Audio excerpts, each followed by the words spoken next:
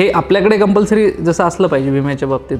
10% लोक एकमेकाला मदत करत असतील, 90% लोक सख्खे भाऊ बहीण मित्र मैत्रीण जवळचा नातेवाईक कोणीही कोणाला मदत करत नाही. गुगलवरती सर्च करून मला माझा नंबर काढून आता तुम्ही कुठे आहात ही विचारपूस करून ते संभाजीनगरला त्या ऑपरेशनसाठी इथे आले. त्या देशामध्ये तशा सुविधा उपलब्ध असतील किंवा त्यांना अजून चांगल्या स्तर हवा असेल म्हणून ते दिल्लीला यायचे.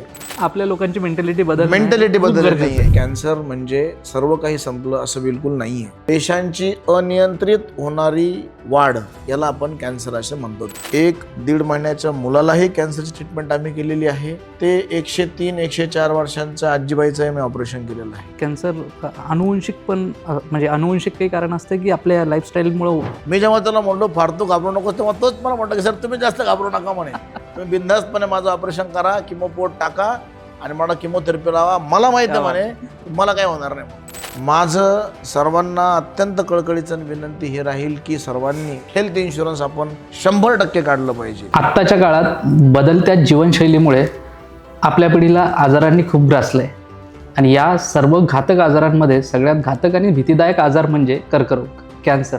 आणि या कॅन्सरचीच भीती कमी करण्यासाठी आज आपल्यासोबत स्वतः कॅन्सर सर्जन आहेत. नमस्कार सर. नमस्कार. नमस्कार. कॅन्सर, कर्करोग हे अतिशय भीतीदायक, म्हणजे सगळं कॅन्सर म्हटलं की बस सगळ्यांना वाटतं आता संपलंय सगळं. तर हा नेमका कॅन्सर काय आहे? सर्वप्रथम मी तुम्हाला हे सांगू इच्छितो की कॅन्सर म्हणजे संपलं सर्व काही असं ॲक्च्युली नाही आहे. जेव्हा भरपूर वर्ष अगोदर 1960-70 स्वातंत्र्यानंतरच्या काळामध्ये जेव्हा भारताची तेवढी विकसित सरकारी किंवा कुठलीही प्रणाली नव्हती, त्या काळामध्ये कॅन्सर किंवा TB किंवा इतर कुठल्याही इन्फेक्शन आजारामुळे भरपूर मृत्यू व्हायचे, भरपूर गोष्टी त्याच्यामुळे व्हायच्या. तेव्हा कॅन्सरवरती तेव्हा फार नवीन उपलब्ध असणारे औषधी, शस्त्रक्रिया किंवा उपकरणं किंवा नवीन किमोथेरपी एजंट्स, ड्रग्ज हे नव्हते. त्यामुळे जास्त ऑप्शन्स आपल्याकडे अवेलेबल नसल्यामुळे तेव्हा कॅन्सरमुळे दुर्दैवाने मृत्यू हे लवकर व्हायचे. म्हणून कॅन्सर म्हणजे सर्व काही संपलं अशी जुनी एक संकल्पना होती जी आज नाही आहे. आता त्यामुळे सर्वप्रथम हे क्लिअर करू इच्छितो मी की कॅन्सर म्हणजे सर्व काही संपलं असं बिलकुल नाही आहे. कॅन्सर म्हणजे काय? कॅन्सर म्हणजे कुठल्याही पेशींची आपलं शरीर जे आहे ते सर्व पेशांनी मिळून बनलेलं आहे. पेशा म्हणजे हृदयाच्या पेशा वेगळ्या, फुफ्फुसाच्या पेशा वेगळ्या, पोटांच्या पेशा वेगळ्या, आतड्यांच्या वेगळ्या, बोनच्या वेगळ्या, लिव्हरच्या वेगळ्या, किडनीच्या वेगळ्या. तशा त्या ठिकाणी ज्या पेशा कार्यरत आहेत त्या अगदी आपल्या जन्मापासून किंवा जन्माच्या पूर्वीपासूनही ते माणसाच्या पूर्ण जडणघडण होईपर्यंत, शरीर मोठं होईपर्यंत आणि त्याचं वयोवृद्ध होईपर्यंत त्यांची जी जडणघडण त्या ठिकाणी होते पेशांची, त्यामुळे पेशांचं विअर अँड टिअर होतं, आतमधले DNAचे मॉलिक्यूल चेंज होतात, बदलतात, त्यांच्याही आतमध्ये मोठ्या प्रक्रिया चालू असतात. तर त्या प्रक्रियांमध्ये कुठेही झालेला बदल हा पेशांची अनियंत्रित वाढ होणे याच्यामध्ये त्याचं रूपांतर होतं. आणि पेशांचं अनियंत्रित होणारी वाढ याच्यामुळे त्या ठिकाणी गाठ तयार होते. तिथे शरीरातनंच न्यूट्रिशन घेऊन तो त्याची एक वेगळी आपली अशी तिथे वसाहत तयार करतो आणि त्या वसाहतीमध्ये मग त्याच्या तिथे छोट्याशा प्रमाणात पहिली छोटी गाठ तयार होते, मग मोठी गाठ तयार होते आणि त्याला आपण कॅन्सर असे म्हणतो. थोडक्यामध्ये पेशांची अनियंत्रित होणारी वाढ याला आपण कॅन्सर असे म्हणतो. अनियंत्रित म्हणजे जसं की आता आपल्या शरीराला काही लागलं तर त्या ठिकाणी काही खरचटलं तर ते बरं होण्यासाठी एक शरीराचं नियंत्रण असतं, विविध मेथड्सचं. त्यावर शरीरांच्या पेशा नियंत्रण घेऊन ती जखम बरी करतात. पण जेव्हा कॅन्सर हा तयार होतो तो आपलं एक वेगळंच तिथे घर बनवतो, वसाहत बनवतो, सप्लाय आपल्याकडनं घेतो न्यूट्रिशन, पण स्वतःच तिथे एक साम्राज्य तयार करतो. त्याच्यावरती मात्र शरीराच्या कुठल्याच भागाचा कंट्रोल राहत नाही. त्याच्यामुळे ती गाठ कधी आपल्याला कमी करता येत नाही आणि तो वेगाने आपलं तिथे स्वरूप धारण करतो. हे जनरली आता कॅन्सर कुठल्या वयापासून असं काही एजचं असं आहे का काही? तुम्ही मोस्ट ऑफ द पेशंट बघितले की या एजमध्ये जास्त होतं किंवा असं नाही. एज हा ॲक्च्युली म्हणजे कॅन्सर ह्या वयोगटांमध्ये होत नाही असं कुठलंच वयोगट नाही. प्रत्येक वयोगटांमध्ये आढळणारे कॅन्सर त्या वयोगटांमध्ये सापडले गेलेले आहेत. उदाहरणार्थ अगदी 1-1.5 महिन्याच्या मुलालाही कॅन्सरची ट्रीटमेंट आम्ही केलेली आहे. ते 103-104 वर्षांच्या आजीबाईचंही मी ऑपरेशन केलेलं आहे. त्यामुळे कुठलाही वयोगट हा कॅन्सर रहित आहे असं आपण म्हणू शकत नाही. मग ठराविक काही कॅन्सर त्या वयोगटात कॉमन आहेत. उदाहरणार्थ लहान मुलांमध्ये रॅब्डोमायोसार्कोमा, इविंग सार्कोमा, ऑस्टिओसार्कोमा किंवा ब्लड कॅन्सरचे ल्युकेमियाज, ब्लड कॅन्सरला ल्युकेमियाज म्हणतात, तर ॲक्यूट ल्युकेमियाज, लिम्फोमाज हे लहान मुलांत कॉमन आहेत. मिडल एज ग्रुपमध्ये ऑस्टिओसार्कोमा म्हणजे बोनचे ट्यूमर, इविंग सार्कोमा, सायनोव्हियल सार्कोमा ह्या ट्यूमर कॉमन्स आहेत, दोन्हीही पुरुष आणि महिलांमध्ये. त्यानंतर मग जेव्हा 25, 30, 35, 40 हा वयोगट येतो त्याच्यामध्ये महिलांमध्ये प्रामुख्याने आजकाल नवीनमध्ये स्तनाचा कर्करोग, आतड्यांचा कर्करोग हे जास्त प्रामुख्याने आढळून येत आहेत. आणि जसं एकदा माणूस 50च्या पुढे गेलं, महिला किंवा पुरुष, मग त्या वयोगटामध्ये त्या ठिकाणचे प्रत्येक आजाराचे कॅन्सर हे कॉमन आहेत. उदाहरणार्थ पुरुषांमध्ये प्रोस्टेट कॅन्सर, संडासच्या जागेचा म्हणजे रेक्टमचा कॅन्सर, लिव्हरचा कॅन्सर, फुफ्फुसाचा कॅन्सर, आणि महिलांमध्ये गर्भपिशवीच्या मुखाचा कॅन्सर, स्तनाचा कॅन्सर, आतड्यांचा कॅन्सर हे त्या, आणि ब्रेस्ट कॅन्सर, स्तनाचा कॅन्सर हे त्या वयोगटामध्ये प्रामुख्याने भारतामध्ये आढळतात. म्हणजे कॅन्सर अनुवंशिक पण म्हणजे अनुवंशिक काही कारण असतं की आपल्या लाईफस्टाईलमुळं होतं? दोन्ही कारणं या ठिकाणी आहेत. खूप छान प्रश्न विचारला आपण ॲक्च्युली. हा अनुवांशिक कारणं पण आहेत आणि लाईफस्टाईल चेंजेस पण कारणीभूत ठरत आहे कॅन्सर होण्यासाठी. अनुवांशिकता म्हणजे जे आपल्याला आपल्या पिढीने पार आलेलं आहे, आई आणि वडील या दोघांच्याही पिढीमध्ये आपल्यामध्ये जे काही बदल घडून आलेले आहेत ते आपण कुठल्याही लेवलला चेंज नाही करू शकत. ते अनमॉडिफायबल रिस्क फॅक्टर आहेत. त्याच्यामुळे होणारे जे कॅन्सर आहेत त्याच्यामध्ये प्रामुख्याने prostate cancer, breast cancer, ovarian cancer, endometrial cancer आणि काही प्रमाणात कोलॉनचे कॅन्सर म्हणजे आतड्यांचे कॅन्सर त्याच्यामध्ये आढळतात. आता अनुवांशिकता म्हणजे जर का माझ्या वडिलांना किंवा आजोबांना किंवा पणजोबांना कॅन्सर असला तर मला होईलच, याला ॲक्च्युली अनुवांशिक कॅन्सर म्हणत नाहीत. तर एका पिढीमध्ये असला, दुसऱ्या पिढीमध्ये नसला तरीही तो अनुवांशिकता ह्या कारणाने 3ऱ्या-4थ्या पिढीत पण आढळू शकतो. मध्ये गॅप जाऊ शकतो. मध्ये गॅप जाऊनही 2ऱ्या-3ऱ्या पिढीला तो कॅन्सर होऊ शकतो. त्याच्यात पण अनुवांशिकता हे कारण असू शकतं. मग अनुवंशिक असेल समजा तर ते कुठल्याही एजमध्ये येऊ शकतात ना? अनुवांशिक कॅन्सर हे युजली सामान्यतः लवकर येतात. 25-30 ह्या वयोगटामध्ये येतात.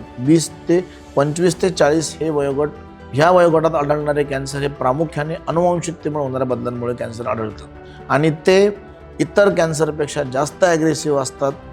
ट्रीटमेंटला लवकर रिस्पॉन्ड करत नाहीत किंवा ट्रीटमेंटला रिस्पॉन्ड करून लवकर फेल्युअर होतात आणि त्याच्यामध्ये जिवाला धोका चान्सेस जास्त वयोगटापेक्षा म्हणजे 50च्या पुढच्या वयोगटापेक्षा ह्या वयोगटामध्ये जास्त असतं. नेमकं सर कॅन्सर कुठलाही असेल समजा, तो तुम्ही वेगवेगळे प्रकार सांगितले, त्या कुठल्याही प्रकारातलं कॅन्सर असलं तर हे याचे सिम्पटम्स किंवा हे कळतं कसं की आता आपण हे कॅन्सर असू शकतो किंवा आता आपण या गोष्टीची काळजी घेतली पाहिजे, असं काही सिम्पटम्स असतात का पर्टिक्युलर? येस, तुम्ही विचारलेल्या प्रश्नाचं उत्तर हो आहे. ज्या ठिकाणी कॅन्सरची गाठ वाढत असेल, उदाहरणार्थ स्तनामध्ये कॅन्सरची गाठ वाढत आहे तर ती युजली स्टार्टिंगमध्ये पेन तिचा होत नाही, that is called as painless lump. मग महिलांनी तेवढं आपल्या शरीरांविषयी, आपल्या अवयवांविषयी जागरूक असणं महत्त्वाचं आहे. कारण की जेव्हा आपल्या छातीमध्ये अनयुजल एखादी गाठ येते आणि ती गाठ 15, 20, 25 एक दिवसा एका महिन्याच्या अंतरावरती वाढतीये तर अशा गाठी ह्या कॅन्सरच्या असू शकतात. सुरुवातीला त्या पेन करत नाहीत, नंतर त्या पेन करतात. त्यानंतर मग ब्रेस्टमध्ये निप्पलमधून रक्तस्राव होणे, हिरव्या रंगाचा, लाल रंगाचा किंवा गाठ एकदम मोठी होत जाणे, फार ॲग्रेसिव्हली तिची वाढ होणे, काखेमध्ये गाठी येणे, हे ब्रेस्ट कॅन्सरचे लक्षणं आहेत. तसेच ज्या ठिकाणी ती गाठ वाढत आहे, उदाहरणार्थ आतड्यांमध्ये कधी गाठ वाढली तर आतड्यांमधून रक्तस्राव होणे, हिमोग्लोबिन कमी होणे, जे आपण जेवण वगैरे करत आहोत ते जेवण पुढं न जाणे, त्याला आम्ही आमच्या भाषेमध्ये ऑब्स्ट्रक्शन म्हणतो, हे त्याचे सिम्पटम असतात. जर का तशीच गाठ कधी लिव्हरमध्ये असली तर लिव्हरमध्ये गाठ वाढणे, लिव्हरमध्ये पेन, पोटामध्ये पेन होणे, लिव्हरचं काम कमी झाल्यामुळे जॉन्डिस म्हणजे कावीळ होणे, हे लिव्हरच्या गाठीचं कॅन्सर. स्टमक म्हणजे पोटामध्ये जठरामध्ये कधी गाठ असली तर अन्न पाणी न जाणे, उलटी होणे त्याचे लक्षणं असतात. म्हणजे थोडक्यात सांगायचं म्हणजे ज्या ज्या ठिकाणी कॅन्सर आहे त्या त्या ठिकाणचे लक्षण आपल्याला दिसतात. उदाहरणार्थ फुफ्फुसामध्ये कॅन्सर आहे, श्वास घ्यायला त्रास होणे प्रमुख लक्षण, थुंकीतनं रक्त पडणं हे प्रमुख लक्षण. श्वासाचा जो रस्ता आहे नाकापासून फुफ्फुसापर्यंत त्याच्यामध्ये कधीही कुठे कॅन्सर असला तर आवाजामध्ये बदल होणे, थुंकीतनं रक्त पडणे, श्वास न घेता येणे हे त्याचे लक्षण असतात. तोंडामध्ये कधी कॅन्सर असेल, जिभेवरती, गालामध्ये, तर तिथे न भरणारी जखम होते. न भरणारी जखमेची व्याख्या अशी आहे की जी 21 दिवस ते 28 दिवस ट्रीटमेंट घेऊनही जी जखम भरत नाही तिला न भरणारी जखम असे म्हणतात. तर ती कॅन्सरचं लक्षण असण्याचे चान्सेस खूप जास्त आहे. इतके मल्टिपल कॅन्सर येस, थोडक्यात सांगायचं म्हणजे असं आहे की कुठलंही एक लक्षण एका कॅन्सरचं आहे असा रूल नाही. ज्या ठिकाणी तुम्हाला ॲबनॉर्मल लक्षण आढळतंय, तुम्हाला काहीतरी नेहमीपेक्षा वेगळं वाटतंय, उदाहरणार्थ ब्रेस्टमध्ये नॉर्मल असताना मला गाठ वाटली तर दॅट इज ॲबनॉर्मल. तोंडामध्ये आपलं तोंड युजली तोंड येतं, जे आपण जागरण वगैरे स्ट्रेस किंवा अभ्यास केल्याने जे तोंडात आलं आणि ते 2 दिवसामध्ये जातं, पण जे 15-20 दिवस गेलं नाही ते कॅन्सरचं असू शकतं. ज्या ज्या ठिकाणी कॅन्सर वाढतोय त्या त्या ठिकाणी तो आपलं लक्षण दाखवतो. त्यामुळे थोडक्यात सांगायचं म्हणजे तुम्हाला तुमच्या शरीराबद्दल अत्यंत व्हिजिलंट राहायचं आहे की काहीतरी माझ्यामध्ये नेमकं वेगळं घडतंय गेल्या 2, 4, 8, 10, 15 दिवसापासून. ते ओळखून ताबडतोब कॅन्सर तज्ज्ञाकडे किंवा डॉक्टरांकडे ॲटलिस्ट जाऊन त्याची 100% शहानिशा करणं आवश्यक आहे की बाबा हा कॅन्सरचा आहे की हा कॅन्सरचा नाही. स्वतःच्या मनाने आपण त्याला कॅन्सरचा नसेलच किंवा मी कधी काही वाईट करत नाही, कोणाचं माझा देव काय वाईट करणार आहे म्हणून मला कॅन्सर नसेलच, असे आपण आपल्या मनामध्ये एक गोड समज करून घेऊन कॅन्सरला वाढवण्याचा वेळ देऊ नये. पण मग सर आता हे इतक्या छोट्या छोट्या गोष्टी आहेत, म्हणजे तुम्ही जे इनिशियल त्याचे सिम्पटम्स सांगितले समजा ते फारच म्हणजे सामान्य पण असतात. सामान्य असतात. तोंडातलं येणं फार सामान्य गोष्ट फार आहे, सामान्य गोष्ट आहे. मग आता हे कुठल्या लेवलवर समजा पेशंट असेल किंवा कोणी सामान्य माणूस आहे त्याने कुठल्या लेवलवर त्याला काळजी घेतली पाहिजे, म्हणजे या लेवलला आल्यानंतर आता मी बघितलं पाहिजे किंवा आता डॉक्टरकडे गेलो पाहिजे, तर ही असं जनरली कोणत्या स्टेजवर येऊन आपण डॉक्टरकडे गेलो पाहिजे? होतं काय की कुठलाही आजार असो, तुम्हाला कुठलाही प्रॉब्लेम असो, सर्दी, खोकला, ताप, तोंडातली जखम, संडास लागणे, रक्त पडणे किंवा डोळे येणे, पू येणे, पाणी येणे, आवाजात बदल काहीही असो, जर का ते कॅन्सरचं नसेल, एकदम त्याच्यामध्ये सरळ नियम आहे, जर का ते कॅन्सरचं नसेल तर हे सगळे आजार तुमचे जे कॅन्सरचे नसतात युजली 80-90% ते तुमच्या प्रायमरी डॉक्टरांच्या ट्रीटमेंटने बरे होतात एकाच व्हिजिटमध्ये, 1-2 व्हिजिटमध्ये. अच्छा. पण जर का वारंवार व्हिजिट करतोय आपण, महिना 15 दिवस जाऊनही आणि तरीही जर का बरं होत नसेल तर मग आपण थोडासा वेगळा विचार करून तो कॅन्सरचा आहे असा आपण डाऊट केला पाहिजे. ॲक्च्युली तुम्ही विचारलेला प्रश्न अतिशय सुंदर आहे, कारण की फक्त पेशंटसाठीच नाही तर कॅन्सर तज्ज्ञ सोडून जे इतर डॉक्टर आहेत त्यांनासुद्धा याबद्दल सस्पिशियस राहणं महत्त्वाचं आहे. कारण की उदाहरणार्थ हा थोडक्यात चोर पोलिसांचाच गेम आहे. चोर हा माणूस असू शकतो हे जेव्हा डाऊट पोलिसाला येतो तेव्हाच तो तसं इन्व्हेस्टिगेशन करतो आणि चोराला पकडण्याची त्याला मदत होते. तसा हा सिम्पटम कॅन्सरचा असू शकतो हे जेव्हा डॉक्टरला वाटतं तेव्हाच तो कॅन्सरच्या तपासण्या करून तो शोधून काढू शकतो. जर का आपण त्याला त्या अँगलने बघितलं नाही तर त्यामध्ये वेळ निघून जातो आणि कॅन्सर वाढतो. चोर सुटून जातो हातात. त्यामुळे थोडक्यात जसं साधे police, traffic police, cyber police आणि क्राईम ब्रँच पोलीस आहेत, तसेच आमच्याकडे general practitioner, physician, general surgeon आणि कॅन्सर सर्जन अशा असतात. तर कॅन्सरवाला बरोबर कॅन्सर ओळखू शकतो एका किंवा फर्स्ट व्हिजिटमध्येच, कारण की त्याला तशी ट्रेनिंग झालेली असते. आणि अंदाज पण येस, अंदाज आणि त्या दृष्टीने विचार करण्याचा एक डेव्हलपमेंट झालेली असते त्यांच्या मेंदूची. आता बऱ्याच म्हणजे आपली प्रॅक्टिस पण बरेच वर्ष, किती वर्षापासून आपण? मला सर जवळपास आता 14 वर्ष झाले. 14 नाही 16 वर्ष. सुरुवात कुठनं झाली? 2009 पासून सर मी सर्वात पहिले माझं MBBS Indira Gandhi medical college म्हणजे IGMC नागपूरवरून झालं. त्यानंतर मला सर्जरीज हे डिपार्टमेंट घ्यायचं होतं. त्यामुळे मी आमची जी एंट्रन्स एक्झामिनेशन असते त्याच्यामध्ये चांगल्या प्रकारे रँक घेऊन मला तेव्हा मुंबई पुण्याचे पण मेडिकल कॉलेजेस भेटत होते सर्जरीसाठी, पण मी मुद्दामून औरंगाबादची निवड केली, संभाजीनगरची निवड केली, कारण की माझं मूळ गाव इथून 50 किलोमीटर दूर आहे आणि माझं शाळा शिक्षण मित्रमंडळी नातेवाईक सगळी इथं असल्यामुळे मला ह्या गावाविषयी एक आपुलकी होती. तर मी ते आपल्या घाटीमध्ये MS सर्जरी केलं. तेव्हापासून आम्ही ऑपरेशन्स करतो आणि घाटी हे मराठवाडा आणि विदर्भ आणि पश्चिम महाराष्ट्रातल्या जवळपास 12-13 जिल्ह्यांचं मोठं ड्रेनेज असल्यामुळे आणि त्यावेळेस कॅन्सर कॉलेज किंवा कॅन्सर डिपार्टमेंट वेगळं नसल्यामुळे आम्ही जेव्हा जनरल सर्जरी शिकत होतो तेव्हाच कॅन्सरचे खूप सारे पेशंट इथे यायचे. तेव्हा आम्हाला कॅन्सरचे ऑपरेशन्स करणे, बघणे, असिस्ट करणे, त्याची काळजी घेणे, पट्टी करणे, ड्रेसिंग करणे हे तिथून चालू झालं. थोडक्यात सांगायचं म्हणजे सुरुवात तिथूनच झाली. घाटी GMC गव्हर्नमेंट मेडिकल कॉलेज औरंगाबादपासून त्याची सुरुवात झाली. त्यानंतर मग मी माझा बॉन्ड GMC नागपूरला कंप्लीट केल्यानंतर 1 वर्षाचा महाराष्ट्र गव्हर्नमेंटचा, तेव्हा सुपर स्पेशालिटीच्या एंट्रन्समधनं माझी दिल्लीला निवड झाली कॅन्सर सुपर स्पेशालिटीसाठी. मग तेव्हा 3 वर्ष फक्त आम्ही कॅन्सरचेच ऑपरेशन केले, कॅन्सरचेच पेशंट बघितले आणि त्यामध्ये नवीन नवीन जे अपडेशन जे आहेत, नवीन नवीन मेथड्स, रोबोट्स किंवा नवीन नवीन टेक्नॉलॉजी, नवीन नवीन ड्रग्ज, इम्युनोथेरपीवरती आम्ही अभ्यास केला. मग त्यानंतर 3 वर्षाची ट्रेनिंग झाल्यानंतर 2 वर्ष कॅन्सर कन्सल्टंट इंडिपेंडंट म्हणून दिल्लीलाच काम केलं. त्यानंतर 2018मध्ये आम्ही स्वतःच्या गावी येण्याचा निर्णय घेतला. औरंगाबादला बजाजमध्ये काम केलं. त्यानंतर मराठवाडा कॅन्सर हॉस्पिटलची आम्ही स्थापना करून तेथे फक्त कॅन्सरच्या रुग्णांची सेवा करत आहे. मराठवाडा कॅन्सर हॉस्पिटल म्हणजे आत्ता बऱ्यापैकी खूप प्रसिद्ध आहे आणि रिझल्ट्स पण लोकांना येतात, त्यामुळे लोक ऑब्वियस ते सगळे परत सजेस्ट पण करतात एकमेकांना. तर काय सी संकल्पना म्हणजे तुम्ही 4 मित्रांनी मिळून आय थिंक सुरू केलं आहे, तर कुठनं हे असं की हे सुचलं की आपण या चौघांनी एकत्र आलो पाहिजे, किंवा मग ते उरलेले 3 लोक त्यात, आता जसं तुम्ही सर्जन तसे ते त्यांचं काय त्यात कसं झालं सर, आम्ही जेव्हा कॅन्सरसाठी दिल्ली किंवा आमचे इतर मित्र अहमदाबाद, मुंबई, जयपूर अशा ठिकाणी शिकत होते, तशा वेळेस आम्ही तिथं विचार केला की आता आपण शिक्षण घेऊन इथपर्यंत इतक्या लांब मोठ्या शहरामध्ये आलो, तसं अरे आपणा काय आहे गाव का, आपण आपलं पण बघायला पाहिजे ना, की इकडं सगळे लोक जे इन्शुरन्सेस आहेत, मोठ्या मोठ्या कंपन्या आहेत, तिथे ते मोठ्या मोठ्या नोकऱ्यांवरती आहेत, एज्युकेटेड आहेत, स्वतःच्या आजाराबद्दलचे किंवा खर्चाबद्दलचे हेल्थ इन्शुरन्सेस आहेत, त्यामुळे पैशांचा विचार नाही, खर्च नाही आणि 2 किलोमीटरवर ट्रीटमेंट अवेलेबल आहे कुठली जगातली चांगली. तसं मग मी इथं शिकतोय, मी इथून शिकलो, माझा फायदा झाला, मी सगळं केलं, पण उद्या आपण आपल्या गावाकडचं काय. तर आम्ही जेव्हा असा विचार केला इथे येऊन काम करताना, तेव्हा आपला मराठवाडा तसा हा बऱ्यापैकी मागासलेलाच, आर्थिकदृष्ट्याही मागासलेला, सामाजिकदृष्ट्याही मागासलेला.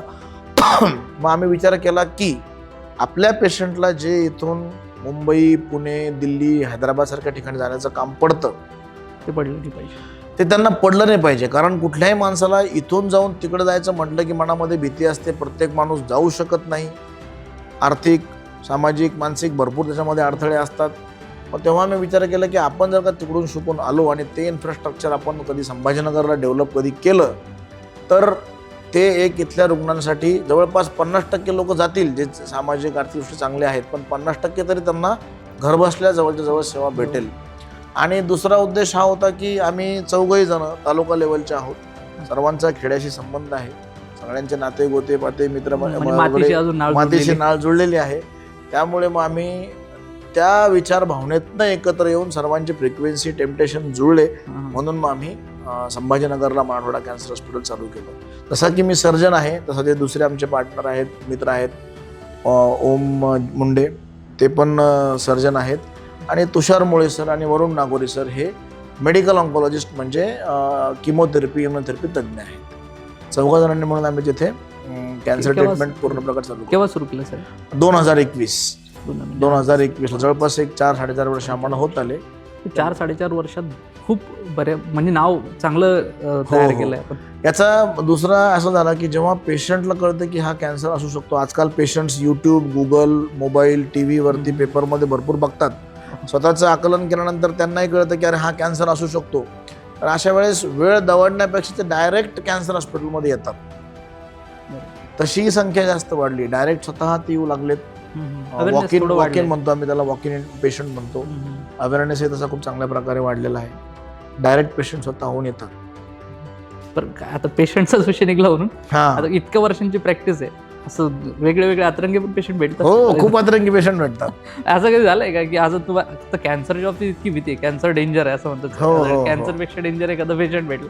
हो, कॅन्सरपेक्षा डेंजर म्हणण्यापेक्षा कॅन्सरला लढण्याची हिंमत ठेवण्यासाठी जेवढा कॅन्सर मोठा असेल त्याच्यापेक्षा 10 पटीने लढण्याची हिंमत देणारे पेशंटही आम्हाला भेटलेले आहेत. उदाहरणार्थ युजली आपण नातेवाईकांना म्हणतो की बाबा असं असं आहे कॅन्सर, तुम्ही घाबरू नका वगैरे वगैरे वगैरे.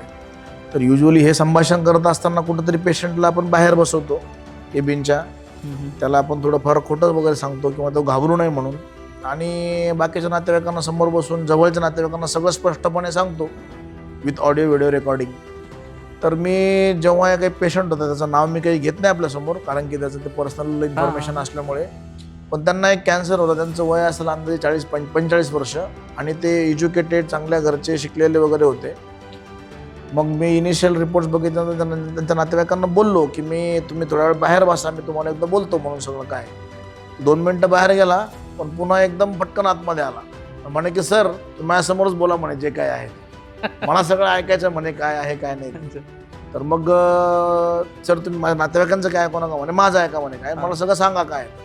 मी त्यांना सगळं सांगितलं कारण मलाही स्वभाव तसाच आहे, काही लपवून अंडरस्टँड सगळ्यांना सांगणे. तर मी त्याला सगळं सांगितलं की बाबा तुला हा कॅन्सर आहे, हा कॅन्सर आहे, आणि हा कॅन्सर तुझा एका ठिकाणी येऊन पसरून दुसऱ्या ठिकाणी गेलेला आहे. म्हणजे उदाहरणार्थ पॅन्क्रियासमधून पसरून लिव्हरमध्ये गेलेला आहे. So it is a stage 4 cancer. Stage 4 कॅन्सरमध्ये आपण त्याला पूर्णपणे क्युअर करू शकत नाही. तुझ्या कॅन्सरच्या संबंधी बोलतोय. याच्यामध्ये आपल्याला ऑपरेशनही करता येत नाही, पण आपल्याला एक छोटं ऑपरेशन करून पोट टाकायचं आहे आणि त्यातनं आपल्याला किमोथेरपी घ्यायची आहे. तर आपली rest of the treatment is only chemotherapy. तर ही आपल्याला करायची आहे. तर त्यासाठी आहे तर काही फार तू घाबरू नकोस. मी जेव्हा त्याला म्हणलो फार तू घाबरू नकोस, तेव्हा तोच मला म्हणतो की सर तुम्ही जास्त घाबरू नका म्हणे, तुम्ही बिनधास्तपणे माझं ऑपरेशन करा, पोट टाका आणि मला किमोथेरपी लावा, मला माहिती आहे म्हणे तुम्हाला काय होणार नाही. तर ही जी पेशंट लोकांची जी टेंडन्सी असते कधी कधी, ती विल पॉवर ज्याला आपण म्हणतो, ती कधी कधी फार चांगल्या प्रकारे त्यांना आजारामधनं बाहेर निघण्यास मदत करते आणि आमचाही कॉन्फिडन्स ट्रीटमेंट करण्यामध्ये द्विगुणित होऊन जातो. सर आता एवढे तुम्ही आता 4 लोक एकत्र इतक्या म्हणजे त्यात तुम्ही एक्स्ट्रीम लेवलला पोहोचलेत आता सगळे.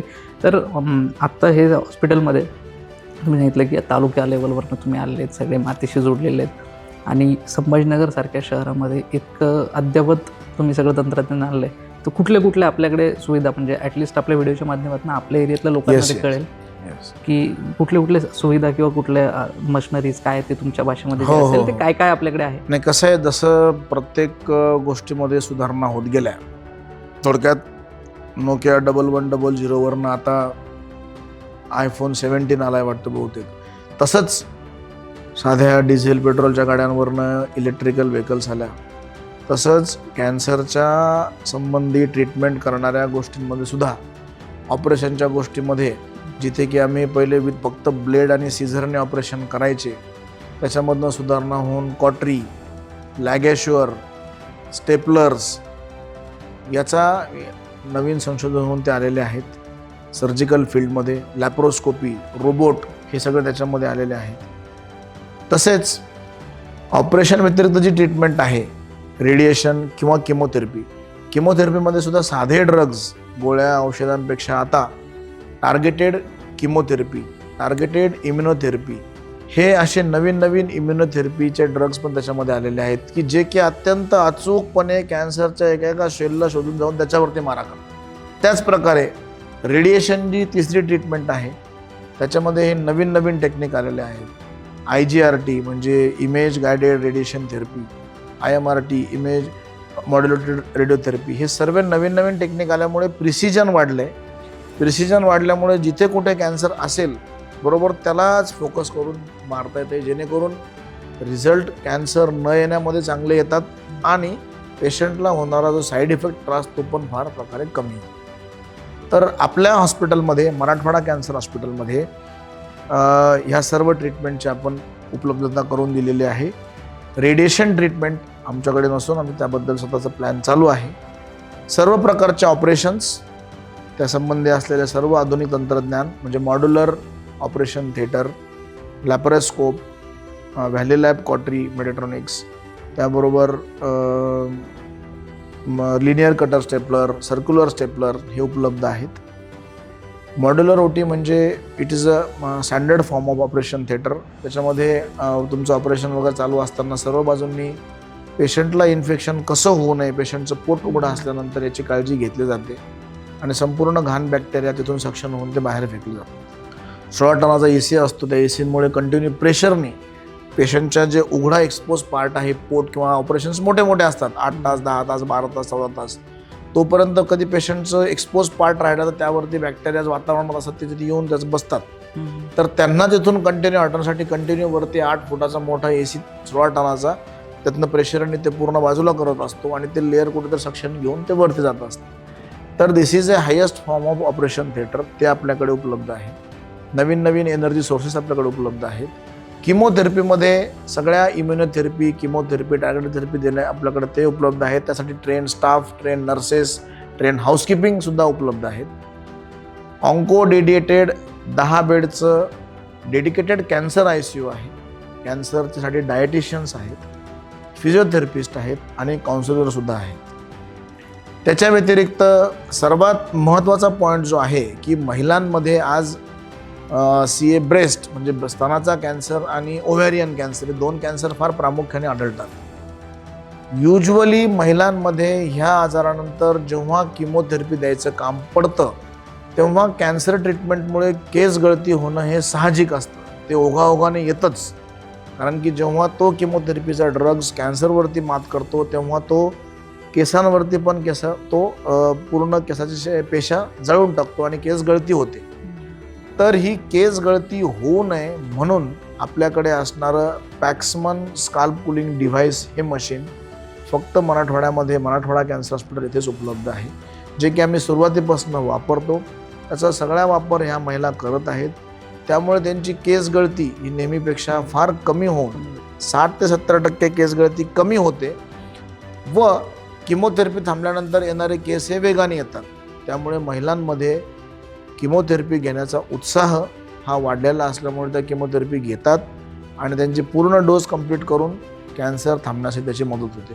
हे सर्व आपल्याकडे तिथे उपलब्ध आहे. इतकं अद्ययावत म्हटल्यावर आता काही चेन्नई, हैदराबाद वगैरे जाण्याची गरज? युजली काय सर, चेन्नई असो, मुंबई, दिल्ली, कलकत्ता काही जरी असलं ते फक्त मोठी मोठी शहरं आहेत. शेवटी कॅन्सरशी लढताना तुम्हाला अशा टीमची गरज असते, अशा माणसांची गरज असते आणि त्यासाठी आवश्यक असणाऱ्या कौशल्याची गरज असते, जे की आम्ही तिथून शिकून इकडे आलेलो आहोत. तर आपण त्याचा वापर आपल्या लोकांसाठी आपल्या शहरामध्ये कधी केला तर जी नातेवाईकांची रुग्णाची जी हेळसांड होते बाहेर जाण्यामध्ये ती 100% कुठेतरी कमी होण्यास मदत होते. त्यामुळे आपण ह्या सुविधा आम्ही इथे उपलब्ध केल्याचा आम्हाला फार समाधान आणि आनंद या ठिकाणी आहे. मराठवाडा कॅन्सर हॉस्पिटल आता ज्या पद्धतीने लोकांची सेवा करते, अजून याच्यापेक्षा काही अद्ययावत पुढे प्लॅनिंग आहे किंवा पुढे काही अजून? हो, आमचं पुढचं एक्सपान्शनचा प्लॅन या ठिकाणी आहे. जे आज आमच्याकडे रेडिएशनचं ट्रीटमेंट उपलब्ध नाही, ती रेडिएशन ट्रीटमेंट उपलब्ध करण्यासाठी व आज ज्या कॅपॅसिटीने आमचं हॉस्पिटल चालू आहे त्याच्यामधून एक 200 bedded 200 bedded dedicated cancer hospital टाकण्याचा आमचा प्लॅन आहे. जिथे की फक्त कॅन्सरची सेवा राहील, त्या व्यतिरिक्त रेडिएशनचं स्टँडर्ड मशीन तिथे राहील.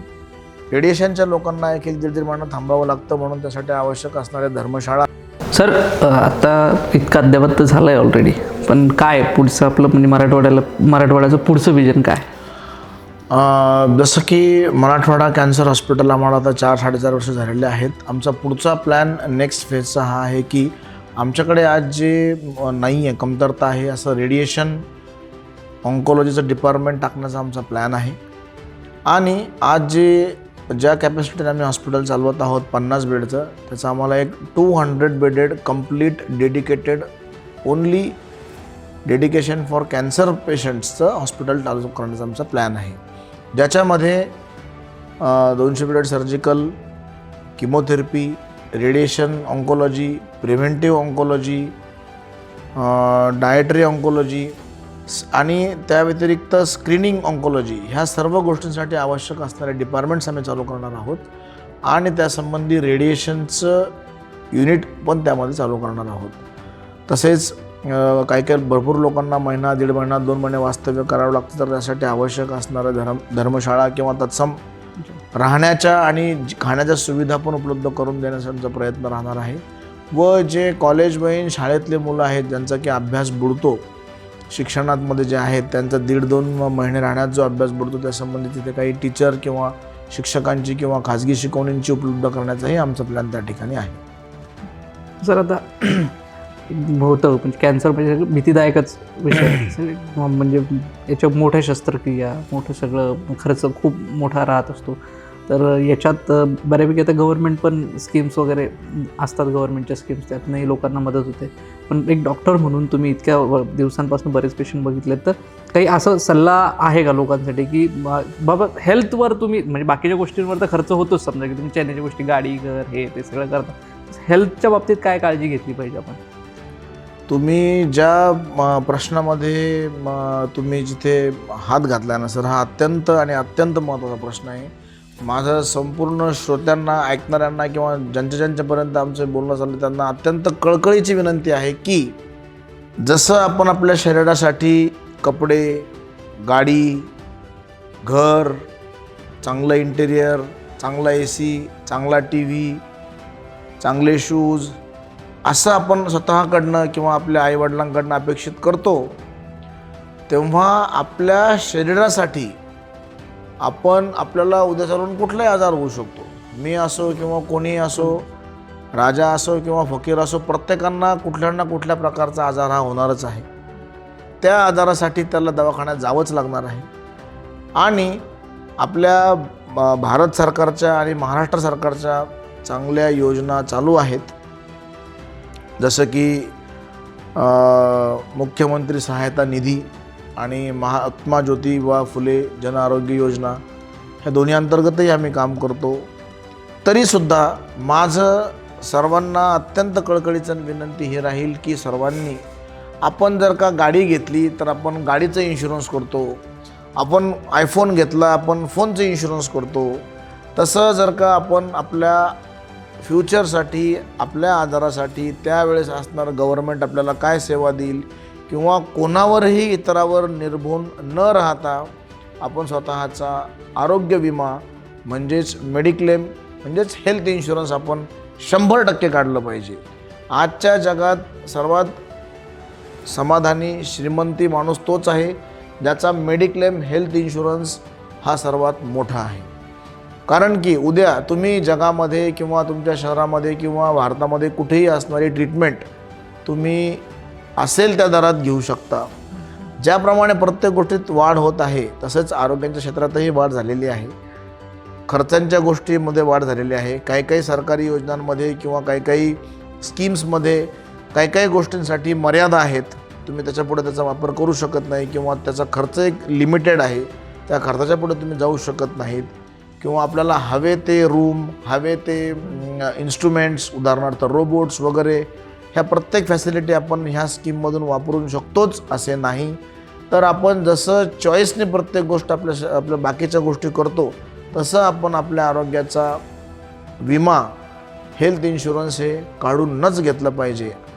आज येणाऱ्या नव्या वर्षामध्ये मी सर्वांना कळकळीची विनंती करतो की सर्वांनी ज्या प्रकारे आपण पीक विमा, आरोग्य विमा, हेल्थ विमा सगळ्या बारीक गोष्टी बघतो, स्वतः प्रत्येकाने स्वतःच्या आरोग्यासाठी व आपल्या मुलाबाळांसाठी व आपल्या आईवडिलांसाठी आरोग्य विमा हा 100% काढावा. तो काढला नाही तर आपण खूप मोठी चूक केली, याशिवाय दुसरं आपण काहीही म्हणू शकणार नाही. बरं, हे इन्शुरन्स विम्याच्या बाबतीत आपल्याकडे आपले लोक म्हणजे महाराष्ट्र किंवा आपल्या भारतात लोकांची मेंटॅलिटी थोडीशी त्या बाबतीत कमी आहे की हा नाहक खर्च होऊन जाईल, आपल्याला कुठे काय होतं. तर असं आपल्याकडे जाणवतं की बाहेर देशांमध्ये, फॉरेन कंट्रीजमध्ये या बाबतीत जास्त अवेअरनेस आहे. असं हे जे आहे की मला काही होणार नाही आणि मला काही लागणार नाही, हे फक्त भारतामध्ये सगळ्यात कॉमन आहे. इतर देशांमध्ये त्यांचा विमा, त्यांना ऑप्शन्स दिले जातात आणि त्यांची तत्सम संबंधित कंपनी किंवा त्यांचे नातेवाईक हे बाय डिफॉल्ट ते काढतात. तो मुलगाचा जन्म झाल्या ते काढतात. उदाहरणार्थ तुम्ही जर का फॉरेन बाहेर कधी गेले दुसऱ्या देशामध्ये तुम्हाला जायचं ठरलं तर तुम्हाला ट्रॅव्हलिंग एजंट्स, ट्रॅव्हलिंग कंपनी तुमचा 8 दिवसांचा पण तुम्हाला तिकडचा विमा काढावा लागतो. जर तुम्हाला 8 दिवसांसाठी समजा फॉरेन ट्रिप जायचं असेल, स्वित्झर्लंड, युरोप, इटली, कुठेही, तर तुमचा तिथला ट्रीटमेंट घेण्याचा इन्शुरन्सचं प्रीमियम भरल्याशिवाय तुम्ही त्या देशामध्ये जाऊ शकत नाहीत. याचा अर्थ काय की ते तिकडचे लोक ते इन्शुरन्स वगैरे ऑलरेडी काढून असतात. आपल्याकडे हे नाही, कारण की ते आपण कंपल्सरी केलेलं नाही आहे. उदाहरणार्थ RTOचं डिपार्टमेंटनी, परिवहन खात्याने गाडीचा विमा करणं कंपल्सरी केलं आहे, म्हणून आपण गाडीचा विमा करतो, नाहीतर आपण विमा तो पण केला नसता. बरोबर. म्हणून हेल्थवरचा विमा कंपल्सरी केलेला नाही आहे, कारण की प्रत्येकानं आपलं शरीर, स्वतःची किंमत बिलकुल नाही आहे, असं त्याचे महत्त्वच कळत नाही. मला काय होणार नाही, मी फार चांगला आहे, ही समजूत अत्यंत चुकीची आहे. प्रत्येकाच्या शरीरामध्ये काय घालमेल चालू आहे ते कोणालाही कळत नाही. आणि मग ते अचानक हार्ट अटॅक, अचानक कॅन्सर किंवा तत्सम मोठ्या आजारांसमोर जेव्हा समोर येतात, तेव्हा भारतीयांचं, जनसामान्यांचं पर कॅपिटा, पर ॲन्युअल इन्कम एवढं कमी आहे की ते त्यासोबत चांगल्या लेवलच्या ट्रीटमेंटच्या मॅच करू शकत नाहीत. हे जरी माझं बोलणं थोडंसं अवघड वाटत असलं तरी सत्यता आहे. त्यामुळे मेडिकल इन्शुरन्स काढणे आवश्यकच आहे. एकदाच 3-4 लाखाचा खर्च होणे हे अतिशय जड जातं कोणालाही. त्यापेक्षा दरवर्षाला आपण 10-12 हजारांचा विमा भरून निश्चिंत राहणे ही एक सुखी जीवनाची गुरुकिल्ली आहे. हो, कारण साहजिकच आहे ना सर, म्हणजे कॅन्सर होताना तर तो काय तुमच्या पैसे किंवा तुमच्याकडे असलेली संपत्ती बघून तर होत नाही, कोणालाही होऊ शकतो, वेळ बघून होत नाही. ॲपल कंपनीचे मालक स्टीव्ह जॉब्स यांना सुद्धा कॅन्सर झाला. तसंच आपल्या खेड्यापाड्यातले लोक आहेत त्यांना सुद्धा कॅन्सर होतो. आपल्याकडे थोडीफार तरी जमापुंजी असावी इमर्जन्सीमध्ये, आपण ती वापरावी, ह्या हिशोबाने आपण ते केलं पाहिजे. खरं तर ते कंपल्सरीच असलं पाहिजे. ते कंपल्सरी असलं पाहिजे. इन्शुरन्स असतो तसं ते कंपल्सरी असलं पाहिजे. हे आपल्याकडे कंपल्सरी जसं असलं पाहिजे विम्याच्या बाबतीत. तर आता हे बाहेरून येणारे की आपल्याकडे पेशंट्स आहेत का की ज्यातनं आपल्याला ही म्हणजे गोष्ट प्राकर्षानं जाणवती? येस आहेत. उदाहरणार्थ माझं जे सुपर स्पेशालिटी ऑन्को ट्रेनिंग आहे ते दिल्लीमधून झालं. मी तुम्हाला एक फार माझ्या आवडीची गोष्ट सांगू इच्छेल की मी जेव्हा दिल्लीला शिकायला होतो तेव्हा दिल्लीला मेडिकल टुरिझम फार जास्त आहे. म्हणजे south Africa, Tanzania, Kazakhstan, Pakistan, Afghanistan, Sri Lanka, Bangladesh, even काही पेशंट इराक, इराणमधून पण हे खूप रुटीनली दिल्लीला ऑपरेशनसाठी येतात. त्यांच्या देशामध्ये तशा सुविधा उपलब्ध असतील किंवा त्यांना अजून चांगल्या स्तर हवा असेल म्हणून ते दिल्लीला यायचे. तर त्या काळात आम्ही ऑपरेट केलेली टांझानियाची पेशंटचे मी तेव्हा तिथे आम्ही ऑपरेट केलेल्या पेशंटच्या नातेवाईक तेव्हा 2-3 महिने दिल्लीला होते. त्यांचा पेशंट बरा होऊन तिकडे गेला तेव्हा त्यांच्या एका नातेवाईकांनी गुगलवरती सर्च करून मला माझा नंबर काढून, आता तुम्ही कुठे आहात ही विचारपूस करून ते संभाजीनगरला त्या ऑपरेशनसाठी इथे आले. आम्ही माझ्या हॉस्पिटलला तोंडाच्या कॅन्सरचं ऑपरेशन करून जवळपास 1 महिना ते इथे राहिले व with all good results they went back to their country. तर मला फार आनंद होतो सांगायला की त्यांनी तेव्हा देश वगैरे न बघता त्यांना तेव्हा आपण जी चांगली सेवा केली माणुसक्या नात्याने, याची जाण प्रत्येक ठिकाणी, प्रत्येक देशामध्ये कुठे ना कुठे असतेच. त्यामुळे त्यांनी तेव्हा माझा इकडून तिकडून सर्च करून गुगलवरून बघून माझ्याकडून ट्रीटमेंट करून घेण्यासाठी ते संभाजीनगरला आले. त्याचप्रमाणे दुबई, यमन इराकचेही पेशंट्स आपल्याकडे आहेत, कमी प्रमाणात आहेत पण आपल्याकडे ते पेशंट्स आहेत, ट्रीटमेंट घेतात. वास्तविक बघा सर, किती विरोधाभास आहे हा की आपल्याकडे आत्ता आपल्या संभाजीनगरसारख्या शहरात, मराठवाड्यात जिथं आपण म्हणतो की खूप मागासलेपणाला आपण सामोरं गेलेलो आहे, इथे सगळ्या सुविधा त्या आरोग्यविषयक तुम्ही देताय. येस. पण इथे लोकांना विम्याबाबतीत किंवा इन्शुरन्स बाबतीत अवेअरनेस नाही आहे. ज्या लोकांच्या देशामध्ये त्या सुविधा नाही आहेत ते लोक अवेअर आहेत इन्शुरन्सच्या बाबतीत. म्हणजे आपण अजून आपल्या लोकांची मेंटॅलिटी बदलली नाहीये. याच्या मागे फक्त एकच मुद्दा आहे, तो म्हणजे याच्या मागे असलेली विचारसरणी. मी आत्तापासून 10-10 हजार रुपये मागं टाकून मला कधी काय होणार आहे 50 वर्षांनी, आणि मग तोपर्यंत ह्या पैशाचे किती पैसे होतील किंवा आत्तापासून कशाला पैसा लावायचा, ही जी मेंटॅलिटी आहे गावाकडची. मी पण गावातलाच आहे, मला सगळे विचारसरणी माहिती आहे लोकांची, त्याच्यामुळे तो प्रॉब्लेम होतो. आणि जेव्हा त्याच घरातल्या एखाद्या माणसाला मेजर अटॅक आला आणि ॲडमिट करावं लागलं आणि जेव्हा त्याला 2 ते 3, 4 लाख रुपये खर्च करण्याची वेळ येते तेव्हा माणूस जो घरचा मेन करता धरता आहे तो ॲडमिट असतो. मग त्याच्या लेकरा बायका मुलांना इतर ठिकाणी पैसे मागण्याची गरज पडते. 10% लोक एकामेकाला मदत करत असतील, 90% लोक सख्खे भाऊ बहीण मित्र मैत्रीण जवळचा नातेवाईक कोणीही कोणाला मदत करत नाही. हे सत्य आहे. हे आम्ही दररोज हॉस्पिटलला बघतो. बरोबर. ते फक्त बाहेर गप्पा मारणे जेवणासाठी सगळे सोबत असतात. अडचणीच्या वेळेस कोणीही कोणाला मदत करत नाही. 5,000 10,000 करतात, 1,00,000 2-3 लाखाच्या मोठ्या कामाला कोणीही मदत करत नाही. अर्ध्यांना ते वाटत असेल की कॅन्सर झालाय परत येणार नाही परत येणारच नाही, माझे पैसे डुबतील. म्हणून स्वतः आणि स्वतःची काळजी घेण्यासाठी बरोबर. मिनिमम विमा काढावा.